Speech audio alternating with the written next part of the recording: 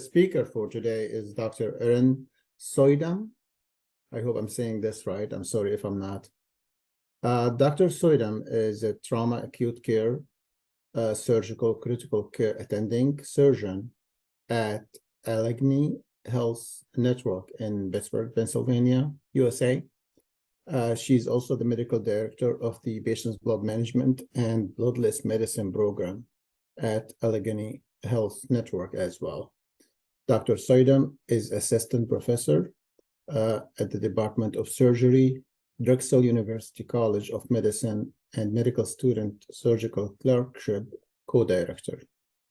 She trained in general surgery at the Medical College of Georgia in Augusta, Georgia in USA, and in surgical critical care at the University of Hawaii in Honolulu, Hawaii, USA. She has been in practice for almost 10 years.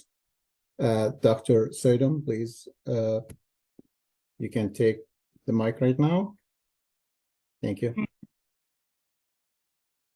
Get my slides here.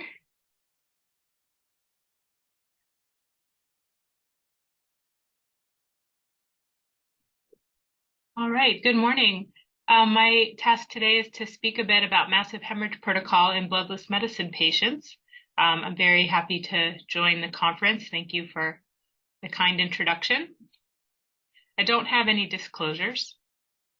So the objectives I wanted to touch on today as we approach massive hemorrhage in a bloodless patient is to first identify patients with massive hemorrhage and understand how important it is to act early in these patients.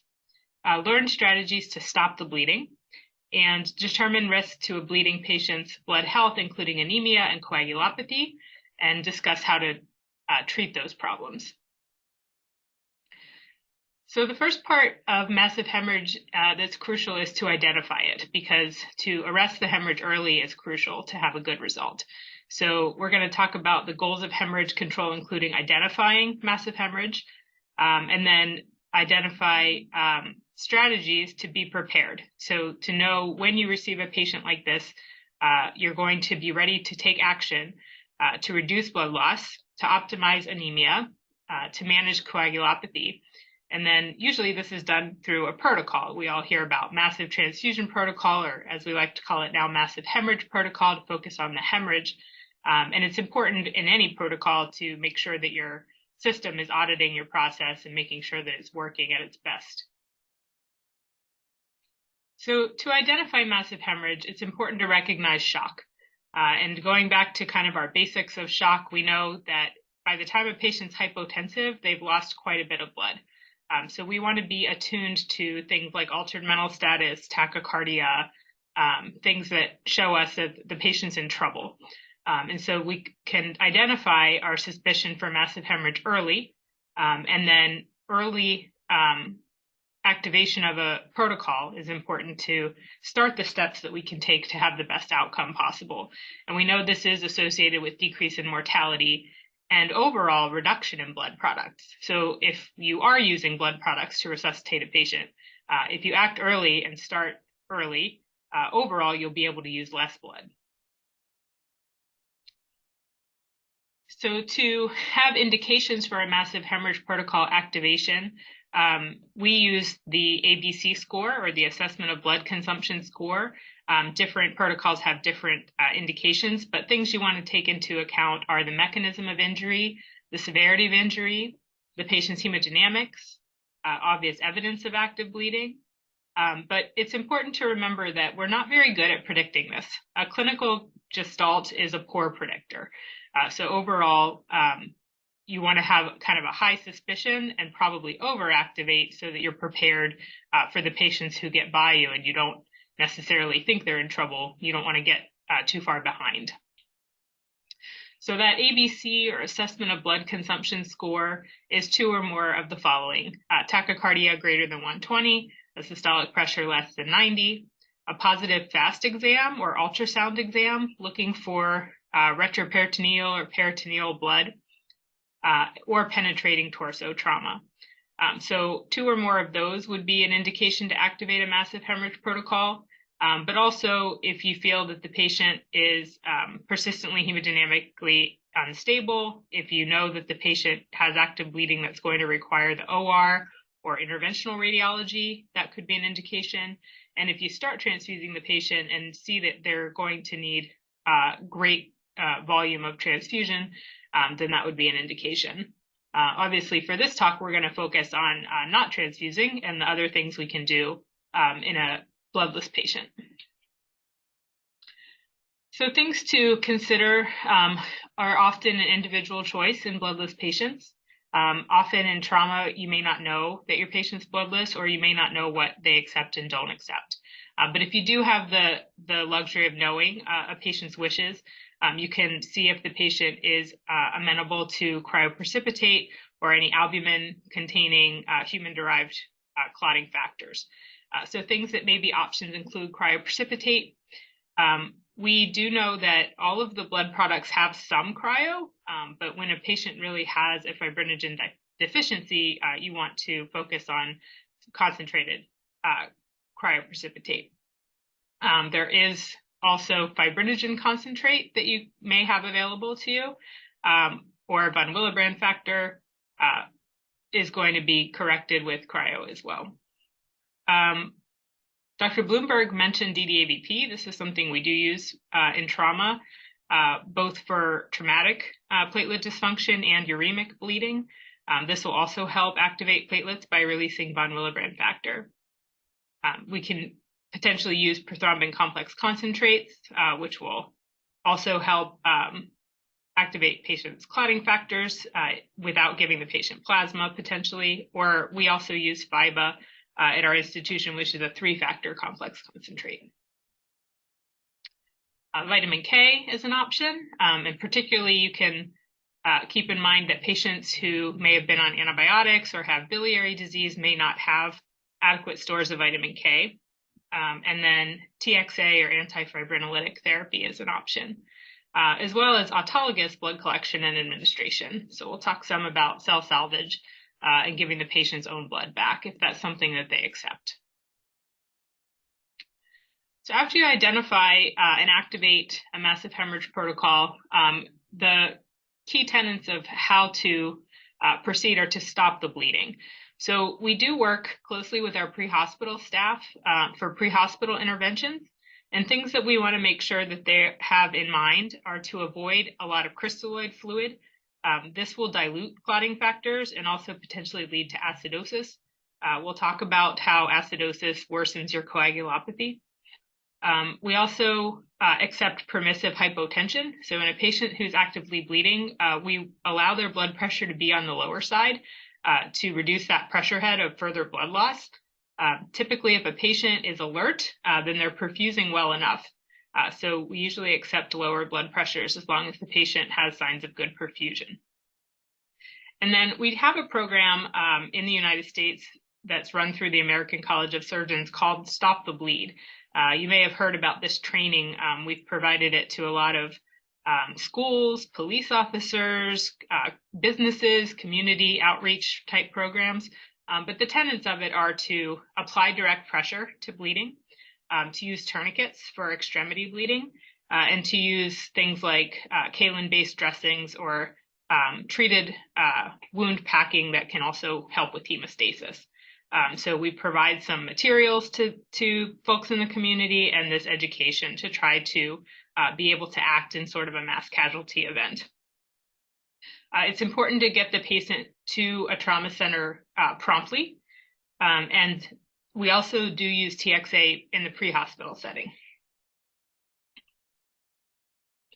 So once the patient makes it to the trauma center, things that we're going to focus on is expedient movement to the operating room or to interventional radiology. And things we're going to consider in the operating room, depending on the patient's stability, are potentially minimally invasive techniques. If the patient has adequate hemodynamics, we may start with laparoscopy, minimally invasive surgery to try to reduce blood loss. But often in the case of massive hemorrhage, this won't be an option, and we're going to focus on damage control surgery. So the idea is to address bleeding, address any contamination from bowel injuries, and do only what you need to do in that first operation to get the patient out of the OR for adequate resuscitation and correction of coagulopathy, usually in the ICU. So you may break up a complex operation into steps and only do the first step at the first operation, which may include a lot of packing for hemostasis. And then another thing to consider is using cell salvage. So we're particularly lucky to have perfusionists available 24/7 at our institution. So we have cell salvage available immediately. So even in an emergent case, we can set up the cell saver and collect autologous blood. Other things to consider intraoperatively, we have a lot of hemostatic agents. We've got kind of our box of tools that we can try for hemostasis. You see them listed there. And obviously, we would hope that surgeons have meticulous technique in every case to have the best hemostasis possible. Also using, suture, electrocautery, coagulation, bipolar, things like this. So I'm sure you've heard through SABM our shift toward this focus on blood health, and things that we can do to keep the patient's blood healthy is to stop them bleeding, treat their anemia and recognize their anemia early. And that includes preventing worsening anemia with iatrogenic measures like excess lab draws. And we want to treat anemia as an independent diagnosis and disease. And as mentioned there, after we recognize it, we want to treat it just like you address diabetes and hypertension and every other problem on the patient's problem list. You want to make sure anemia is on there. We know that iatrogenic anemia is a real problem, and this is often the focus of caring for bloodless patients, but this obviously would benefit all of our patients, which is not to draw labs that they don't need. So if the blood work is not going to affect your management of the patient, it's important not to get it and to make the patient more anemic. So this is something that's also been spearheaded by the American Board of Internal Medicine and Family Practice in the US in a campaign called Choosing Wisely, which is often eliminating unnecessary testing and procedures that could subject the patient to harm and not help the patient at all. So in addition to drawing less labs, the labs that we do need, we may be able to sort of consolidate or limit by point of care labs, low fill tubes, checking a blood gas. We utilize this a lot in trauma and ICU because it gives you a lot of information in one point of care test. And then in our critically ill patients that have arterial lines or central venous lines, you can often not waste any blood as you draw their labs. And then as we manage anemia, we want to focus on the treatments part of things. So we do have what we call an anemia protocol at our institution that addresses all of the substrate that your bone marrow needs to make new blood. So we keep in mind that as our patients get behind in their anemia, especially when they're hospitalized or critically ill, it's not going to be easy for them to recover and make new red cells. So we want to help them with all the things they need to try to recover their anemia. Most people who have a massive hemorrhage are going to be iron deficient because they're losing iron as they bleed as well.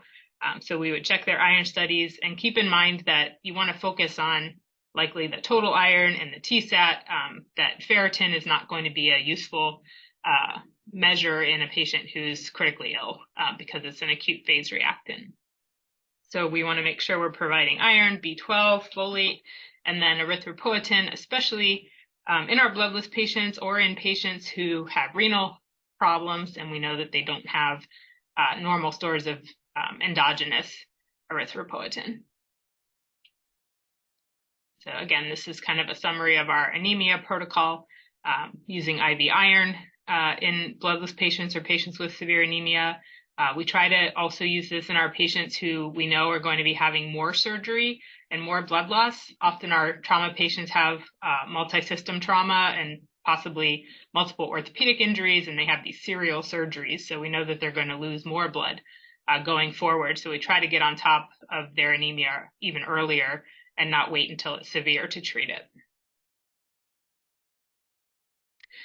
So a bit about coagulopathy, which is another thing we need to be very suspicious of our patients' blood health and trauma.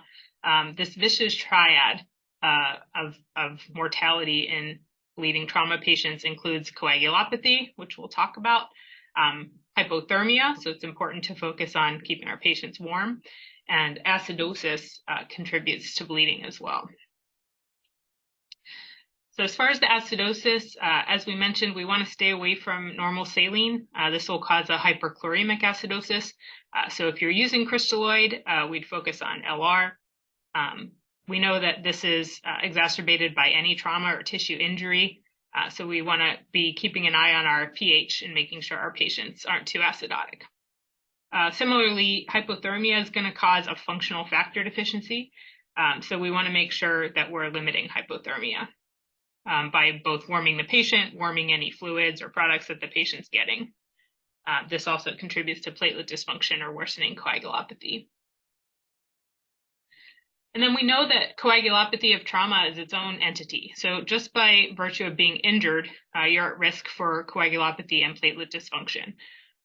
Even in our young, healthy people who don't take any anticoagulants or antiplatelet drugs and don't have a lot of comorbidities, they're at risk for these problems. So we know trauma-induced coagulopathy is seen in up to a third of our injured patients. These patients have higher transfusion requirements and worse outcomes. So we want to be suspicious that all of our patients are at risk for this and identify it and correct it. Similarly, patients with traumatic brain injury are at risk for coagulopathy. And we know that at some point, almost all of our trauma patients are going to have some degree of platelet impairment. So we want to be on the lookout for these things. A lot of things associated with our trauma patients also can lead to coagulopathy, like alcohol use or, as we mentioned, over resuscitation with crystalloid fluid. And then a lot of our patients, as the population ages, are on these medications that need to be addressed. So anticoagulant medications, antiplatelet medication. And Dr. Burns talked quite a bit about liver disease and keeping in mind that that's an unbalanced clotting system, and it's not automatically assumed that those patients are likely to bleed.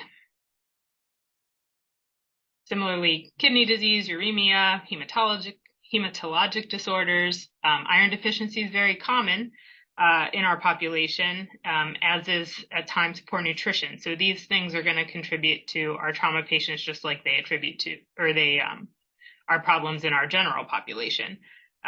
So we need to be, again, have a heightened awareness of coagulopathy.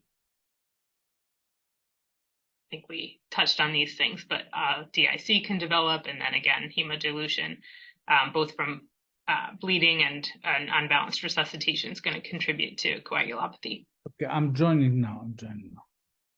Thank you. So we want to manage coagulopathy by reversing medication effects if the patients are on these drugs, and then defining what the problem is and supporting their coagulation. So again, these are all options that are listed for bloodless patients if they accept these things. And I stayed away from sort of the traditional blood products. So for Coumadin, as we've heard, vitamin K and prothrombin complex concentrate are the gold standard for reversal. In our institution, we use FIBA. I know PCC is also used to reverse some of these DOACs. There are antidotes available. I know andexanet alpha is sort of prohibitively expensive. That's not available at our institution. We do have Prexbind, or the antidote for dabigatran.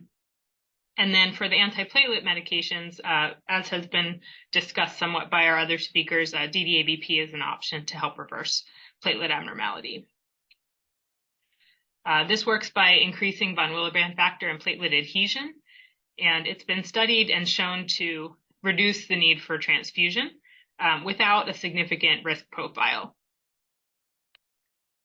We studied this at our own institution in our traumatic brain injury patients who all get viscoelastic testing, and we noticed, including platelet mapping, we use TAG here, and we noticed that giving DDABP reversed platelet inhibition just as well as giving DDABP plus platelets. So we see that the platelet transfusion is unnecessary, and we typically treat with only DDABP unless the patient is rapidly deteriorating. So viscoelastic testing is important. As I think Dr. Burns really elucidated, traditional coagulation tests are not going to give you a good picture of your patient's risk of bleeding.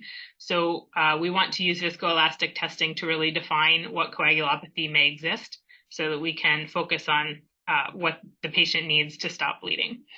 It's also a quick test. You can get a point of care version or you can get your results relatively quickly, even in trauma when we're looking for lysis. That is measured at 30 minutes. So just after 30 minutes, you'll have your complete results for a TEG. Obviously, ROTEM is another option. And again, this will give you multifaceted information about how your patient's clotting or not clotting so that you can address it very specifically. And this is just sort of a summary, again, focusing on non-blood products for possible treatments of abnormalities in your TEG. So with a prolonged reaction time, you want to address clotting factors. So without using plasma, you could use PCC, vitamin K. If you have a fibrinogen deficit, if your patient accepts cryo, that would be an option. And if you have platelet dysfunction, DDAVP may be useful. And if you do have fibrinolysis, again, we use TXA upfront in all of our massive hemorrhage protocol activations. But if the patient continues to lyse, then they get that second dose or infusion dose of TXA after the loading dose. Again, focusing on platelet function, we want to know in the case of an intracranial bleed or a patient who has severe bleeding, even if they have an overall normal TEG, we do want to know if they have underlying platelet dysfunction so that we can address that with DDAVP. So again, our goals of massive hemorrhage protocol are to act early, to reduce blood loss efficiently, to control hemorrhage, limit further functional damage. So this is specifically sort of the case of intracranial excuse me, hemorrhage, where you're not going to die from blood loss, but the morbidity and mortality is significantly affected by a worsening head bleed. So you want to arrest that as fast as you can. And this will meet SABM standards, which includes management of coagulopathy, using TXA, and using an MHP that also addresses acidosis, hypocalcemia. If your patient is getting transfused, they'll quickly become calcium deficient, and hypothermia. So as far as the protocol aspect of an MHP, you want to make sure you have all the correct stakeholders involved, which is usually a multidisciplinary team, so that your MHP works very efficiently and is kind of reproducible at a moment's notice every time you get an emergent case like this. So our stakeholders include members of our patient blood management committee and our transfusion committee. And we review all of our massive hemorrhage protocols to make sure that the reaction time is good, that the products that we're getting are correct, that each aspect is being paid attention to. And then when we see any opportunities for improvement, these are the same group of people that you want to have kind of reviewing and deciding what we could do better. It's important that it's efficient, and it's important that it has good leadership. So that this is something, again, that's very reproducible and sort of brainless, so that you do the same thing every time and you know what to do. So we learn from our experience in patient blood management and caring for bloodless patients. We especially always come back to that pillar of patient blood management, which is that it's patient specific. Each patient's going to need something a little bit different, and you want to make sure that you're focusing on how to treat that patient and not do what you always do because you've always done it that way, kind of dogma as we've been talking about. And again, we want to make sure we're stopping bleeding, tolerating anemia. We know that our patients do well at lower counts than we used to think, and treat their anemia early, avoid worsening their anemia with iatrogenic blood draws. And we want to decrease, by doing all of those things, we're going to decrease complication rates, length of stay, and costs. So it's kind of a win-win situation where you're doing the right thing for the patient and sort of your health system by saving. And we know this is a team effort, so we're going to work as a team. And that is all I have.